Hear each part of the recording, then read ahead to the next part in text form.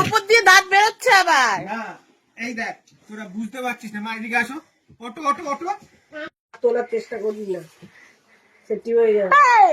নড়ছে, টেনে দেবো। তুই এই সর্বনাশটা আমার করতিস তোরা দুজন মিলে। তো ব্যথা আছে মনে হয়, কাঁচা না তোলে কেউ, গাঁটটা ভেঙে কিছু একটা হয়েছে। গরম থাক।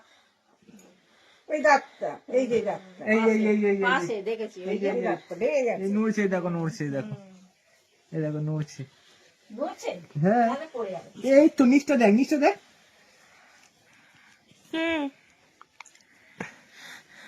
এই দেখ নিশ্চয়ই দাঁতটা, এই দেখ ভেঙে গেছে আছে। হ্যাঁ আমিও মনে করছি যে ভেঙে গেথে আছে দাঁত, মাংসটা গেথে গেছে, পারাতল মাংসে গেথে গেছে। তাই? হ্যাঁ আমি তো ওইটাই বলছি, মাংসে গেথে গেছে। আমি ওইটাই বলছিলাম যে মাংসে গেথে আছে। কি করে গেল? এই জন্য দাঁতটা এরকম ভাবে, কি কোন দাঁত আছে, এই দাঁতটা এরকম হয়ে গেছে।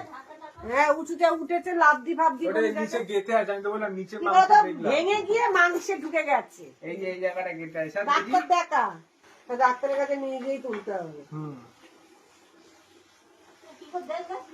আমি এই যে এখন আমি আদর করছি, আদর করতে করতে এখানে শুয়ে আছি। আরে বাবা দাঁতটা ছোট কেন রে এই দাঁতটা? বলে আর বাড়ি গেলে যা বাবা এই দাঁতটা ভাঙালি ওর কি করে? আমি তো মুখ ফুক সব দেখি না ফুটে ফুটে। এখন আর শক্ত এই ধরে টানাটানি করে না, ব্যথা লাগে। আর গেথে আছে। সেদিনকে ওইটা টানতে গিয়ে ভেঙে ভেঙে যায়নি তো? কোন রাঙতে দেবো? ওই যে ভিনিগারের ওইটা আসলো। না না, ওই নরম কিছু মাংসের হাড্ডি খাবো, কাঁচা হাড্ডি